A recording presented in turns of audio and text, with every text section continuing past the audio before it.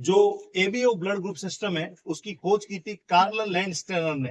किसने की थी? Karl Landsteiner. मुख्य रूप से 4 ब्लड ग्रुप हैं, ए, बी, एबी और ओ। ये जो ब्लड ग्रुप है ये डिपेंड करते हैं कि जो आपकी आरबीसी है, लाल रक्त कणिका, उसके ऊपर एंटीजन, एंटीजन कौन सा मौजूद है उसके ऊपर डिपेंड करता है कि आपका ब्लड ग्रुप क्या रहेगा। और उस एंटीजन के अगेंस्ट जो ब्लड प्लाज्मा है उसके अंदर कौन सी एंटीबॉडी बन रही है।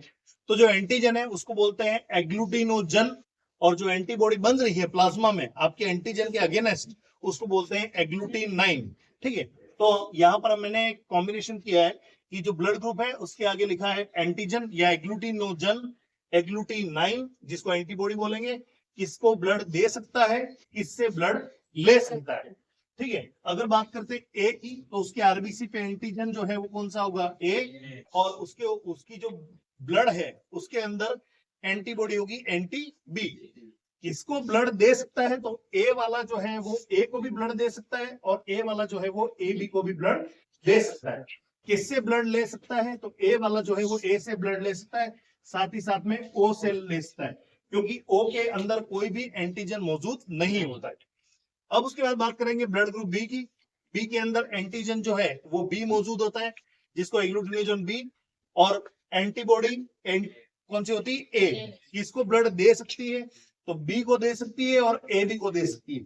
ठीक है, और किससे ब्लड ले सकती है? बी और ओ से।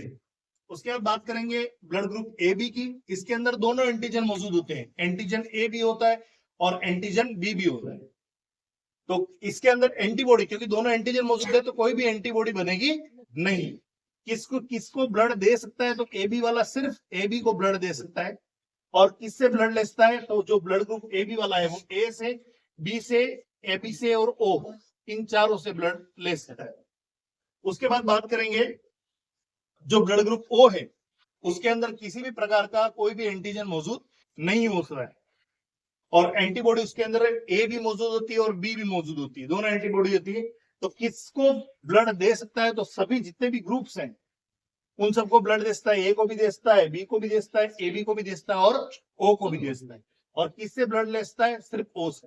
अब बात करते हैं इसके अंदर जो आरएच फैक्टर है, रेशस फैक्टर, जो रेशस मंकी है उसके अंदर इसकी खोज की गई थी कि आपकी जो आरबीसी है उस पे जो आरएच फैक्टर है वो अगर मौजूद है तो आपका ब्लड ग्रुप पॉजिटिव होगा, अगर आरएच फैक्टर मौजूद नहीं है तो आपका ब्लड ग्रुप नेगेटिव होगा। मैक्सिमम लोगों में 75 to 80% लोगों का ब्लड ग्रुप पॉजिटिव होता है।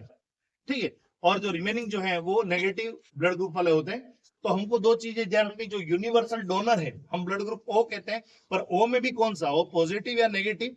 ओ नेगेटिव जो है वो यूनिवर्सल डोनर काउंट होता है, बट ये रेयरेस्ट ग्रुप है कि बहुत कम लोगों में ये देखने को मिलता है। और यूनिवर्सल रिसिपिएंट जिसको किसी का भी ब्लड चढ़ा सकते हैं वो होता है ए बी पॉजिटिव, ये यूनिवर्सल रिसिपिएंट काउंट होता है। ठीक है, ये चीज ध्यान रखनी है। और ब्लड ग्रुप की खोज किसने की थी? कार्ल लैंडस्टेनर से।